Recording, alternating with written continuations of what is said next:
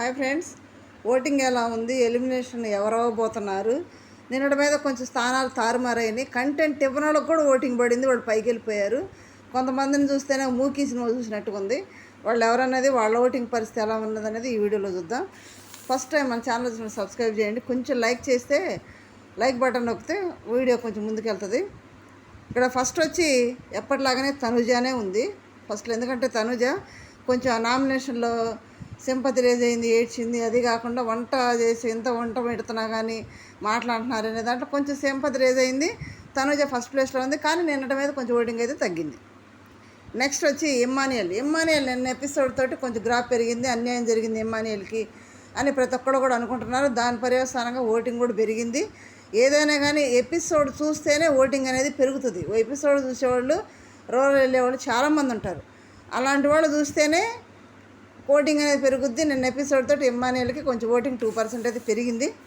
అన్యాయం జరిగిందనే కోణంలో పెరిగింది. కానీ అక్కడ వాళ్ళు చేసింది ఏంటి, తన తొందరపాటు వల్ల కూడా తన చేతులారా తన గేమ్ని పాడు చేసుకున్నాడు. కంటెస్టెంట్గానే ఫెయిల్ అయినది కూడా ఉంది అతను చేసిన పనిలో. అందువల్ల పైగా జబర్దస్త్ కాబట్టి ఇమ్మానియల్కి కొంచెం బాగానే ఓటింగ్ పడుతుంది. సెకండ్ ప్లేస్లో ఉన్నాడు. థర్డ్ ప్లేస్ వచ్చి సంజనని చాలా మెచ్చుకోను. ఎందుకంటే లేడీ చాణక్య ఎంత నెమ్మదిగా ఉంటుందంటే, ఎంత నవ్వుతూ ఎంత నిబ్బరంగా ఉంటుందంటే, ఎన్ని మాటలు అన్నారు, సిగ్గు లేదన్నారు, అట తింటావు ఇటు తింటావు అన్నారు, ఎన్ని మాటలు అన్నా కానీ ఆ మాటలన్నీ పట్టించుకోకుండా నవ్వుతూనే, సిగ్గు లేదా అన్నందుకు కూడా తిరిగి నీకు సిగ్గు లేదన్నా అనలా. వాళ్ళు అన్న మాట తిరిగి వాళ్ళు అనలేదు. అది ఆమె సంస్కారం. చూసేవాళ్ళకి కూడా, చూసేవా వాళ్ళు అన్నా కానీ ఇతను ఏం అంటలేదు, చూడు అమ్మాయి తిరిగి ఏమనలేదు అనేది చాలామంది ఆలోచిస్తారు. కాబట్టి దాని పర్యవసానంగా నవ్వుతూనే తీసుకుంది. అలా మాట్లాడొద్దని తప్పితే తిరిగి నీకు సిగ్గులేదా అని మాట మాత్రం అనలేదు. కాకపోతే శ్రీజని మాత్రం సైకో అంది, చీప్ అంది. ఓకే, దాన్ని బట్టి కాకుండా కొంత అయితే సంజన నిబ్బరతని, ఆ సంజన ఇచ్చే కంటెంట్కి మాత్రం ఓటింగ్ అయితే చాలా అభిమానులు ఉన్నారు, చాలా ఫాలోయింగ్ పెరిగింది, ఆడియన్స్ ఓటింగ్ కూడా బాగుపడుతుంది. థర్డ్ ప్లేస్లో ఉంది. వాళ్ళనైతే అవసరమంతా మాత్రం ఒక్కొక్కరిని దురుపు వదిలిపెడుతుంది. Next fourth place Suman Shetty. అబ్బా, ఇది చాలా ఆలోచించదగ్గవలసిన విషయం. సుమన్ శెట్టి కంటెంట్ లేదు, మాటలు లేదు, ఒక ఎంటర్టైన్మెంట్ లేదు, కనపడడం తక్కువ. మీరు ఏం చేస్తున్నారంటే ఇటు చూస్తాడు తప్పితే ఏం మాట్లాడడం. నిన్న గేమ్లో కూడా ఎవరు సుమన్ శెట్టిని ఎన్నుకోలేదు తన వదిలి ఆడటానికి. మరి సుమన్ శెట్టికి ఫోర్త్ ప్లేస్లో ఉండి ఓటింగ్ పడుతుంది. మరి అంత ఓటింగ్ ఎక్కడి నుంచి వచ్చిందంటే, మరి బయట పిఆర్ని పెట్టుకొని వచ్చాడు అంటే ఏమో. ప్రతి ఒక్కళ్ళు పిఆర్లు ఏందో జరగదు అక్కడ. ఆడియన్స్ ఓటింగ్ తోటే కుదరదు. పిఆర్ని ఖచ్చితంగా పెట్టుకుంటారు. ఆ పిఆర్లో మంచిగా పనిచేస్తారు కాబట్టి వాళ్ళకు కూడా ఉపయోగం ఉంటుంది. మరి అందుకు నిమిత్తం సుమన్ శెట్టికి ఓటింగ్ పడుతుందేమో, కానీ ఫోర్త్ ప్లేస్లో ఉన్నాడు.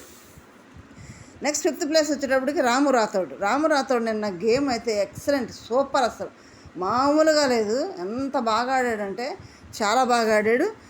ఆ గేమ్ అసలు నిన్న గేమ్ ఆడిందే అతని కోసం, ఆ పెట్టిందే అతని కోసం అన్నట్టుంది. మామూలుగా పెట్టలేదు. ఆ గేమ్ పెట్టడం కూడా సూపర్గా పెట్టారు. ఎక్సలెంట్ గేమ్ కూడా. దాన్ని తగ్గట్టే ఇది ఆడటం కూడా బాగా ఆడాడు. దానివల్ల కొంచెం రాము రాథోడ్ ఓటింగ్ పెరిగింది. ఈ 5 అయితే సేఫ్ జోన్. నెక్స్ట్ వచ్చేటప్పటికి డీమాన్ పవన్ అగ్ని పరీక్షతో పోల్చుకుంటే ఇక్కడ కొంచెం బెటర్ అనిపిస్తున్నాడు. మాట్లాడుతున్నాడు. మరి మాట్లాడుతున్నాడంటే రీతు చౌదరి వల్ల మాట్లాడుతున్నాడు ఏమో తెలియదబ్బా. ఈ నోరు అక్కడ పలుకుతుందేమో తెలియదు, కానీ రీతు చౌదరి వల్ల అయితే మాత్రం కొంచెం మాట్లాడటానికి అయితే అవకాశం వస్తుంది మన డీమాన్ పవన్కి. ఎందుకంటే నిన్న కూడా అంటుంది కదా, ఐబ్రోస్ పెన్సిల్ ఏమైనా తీసామంటే మన హిస్టరీలో మేము మనసును దొంగతనం చేస్తామని, కానీ కెమెరా పోయి డీమాన్ పవన్ చూపుతుంది. ఏంద్రా బాబు, అర్థం కాని పరిస్థితులు అక్కడ వాళ్ళిద్దరి. ఎవరైనా అడిగితే ఏం లేదని చెబుతుంది.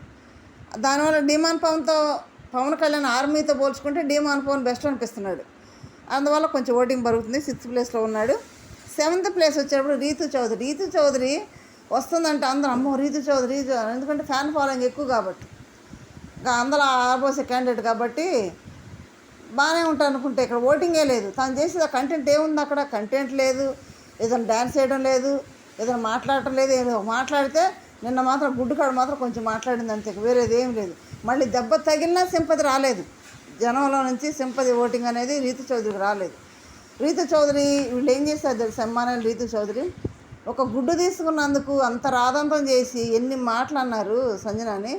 ఆకలి వదిలింది అందుకు తీసుకొని తిన్నానంటే కూడా వినిపించుకోకుండా, ఇప్పుడు రీతు చౌదరి ఇమ్మానియల్ వీళ్ళు తీసుకొని అంటారు ఆకలిని తీసుకుందాం అన్నారు. మరి వీళ్ళు బనానాస్ తీసుకుంటున్నారు, చిప్స్గా చేస్తున్నారు, చాక్లెట్స్గా చేస్తున్నారు అని కూడా మరి వీళ్ళేం మాట్లాడట్లేదు. మేము ఆకలి తీసుకున్నాంలే అని చెబుతారంట. అంటే తను చేస్తేనే దొంగతనం, వీళ్ళు చేస్తేనేమో న్యాయమా, దొరతనమా ఇది? రీతు చౌదరి మాత్రం ఓటింగ్ లేదు, 7th ప్లేస్లో ఉంది. ఈ షష్ఠి వర్మ ఏం చేస్తుందో ఏమో అర్థం కావట్లేదు. నిన్న గుడ్డు కాడ కొంచెం మాట్లాడింది అంతే, మాట లేదు పలుపు లేదు, కూర్చుంటుంది చూస్తుంది అంతే.